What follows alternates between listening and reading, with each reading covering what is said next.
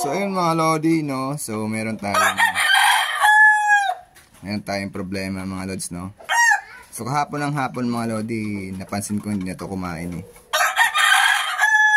So nung kinapa ko yung butche, hindi siya nagtunaw.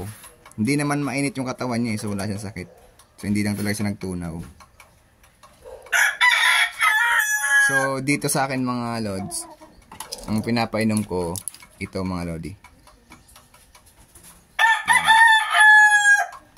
True Grit yan mga lods. So pinainom ko na yan mga lodi kagabi. So ngayong umaga, tinignan ko yung droppings niya, okay na naman. Pero meron pang laman na konti yung butche. So ginawa ko, pinakain ko lang ng konting mga 10 pirasong power pellet. Yan magbibigay ulit tayo mga lods ng True Grit. So ayan, medyo kahapon talaga sobrang tamlay niyan, medyo masigla na ngayon mga lods. Then mamaya magpapainom din tayo ng probiotics no mga lods. So nakakatulong din daw yung pagtunaw ng pagkain. So ayan mga lods. Nakatali pala yan mga lods. So para hindi maobserbahan natin ng maigi, tsaka hindi na makakain ng mga bato-bato, kinulong ko na lang muna. So ayan mga lods no.